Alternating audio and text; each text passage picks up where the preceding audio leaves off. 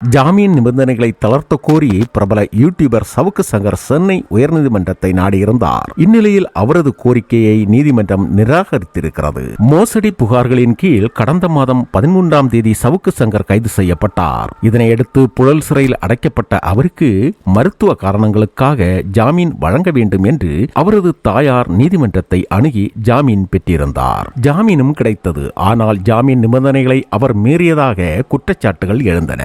சவுக்கு சங்கருக்கு சர்க்கரை நோய் மற்றும் இதய நோய் இருப்பதாக சொல்லித்தான் ஜாமீன் பெறப்பட்டது. ஆனால் சிகிச்சையில் இருக்காமல் நிபந்தனையை முழுமையாக பின்பற்றவில்லை என்று நீதிமன்றம் அதிருப்தி தெரிவித்திருக்கிறது.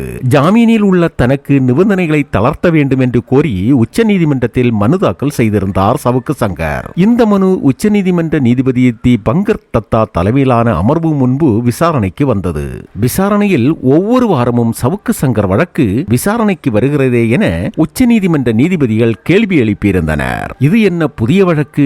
நாங்களும் பார்க்கிறோம். ஒவ்வொரு வாரமும் சவுக்கு சங்கர் தொடர்பான வழக்கு ஏதாவது ஒன்று வந்து கொண்டே இருக்கிறது என நீதிபதிகள் கேள்வி எழுப்பியிருந்தனர். வழக்கில் மூத்த வழக்கறிஞர் ஆஜராக கால அவகாசம் கேட்டதை அடுத்து வழக்கு சிறிது நேரத்துக்கு ஒத்திவைக்கப்பட்டது. இதனையடுத்து மீண்டும் விசாரணை தொடங்கியது. சவுக்கு சங்கர் தொடர்பான ஜாமீன் நிபந்தனை தளர்வு கோரிய மனு மீதான விசாரணையின் போது தமிழ்நாட்டின் அரசு மருத்துவர்கள் மருத்துவ அறிக்கைகள் மீது தனக்கு நம்பிக்கை இல்லை, தனக்கு எதிராக கூட்டு நடவடிக்கை எடுக்க வாய்ப்பு இருக்கிறது என சவுக்கு சங்கர் தரப்பில் வாதங்கள் முன்வைக்கப்பட்டன. அப்போது அதனை மறுத்த நீதிபதிகள் மருத்துவர்கள் மீது இப்படியான குற்றச்சாட்டுகளை முன்வைக்காதீர்கள், மருத்துவர்களை பொறுத்தவரை அவர்கள் ஒருவரை பரிசோதனை செய்து அதன் அடிப்படையில் தான் முடிவுகளை கூறுவார்கள் என உச்சநீதிமன்ற நீதிபதிகள் திட்டவட்டமாக கூறினார்கள். மட்டுமல்லாது நிபந்தனைகளை மீறியுள்ளதை குறிப்பிட்ட நீதிமன்றம் ஜாமீன் நிபந்தனைகளை தளர்த்த முடியாது என்று திட்டவட்டமாக கூறியிருக்கிறார்கள்.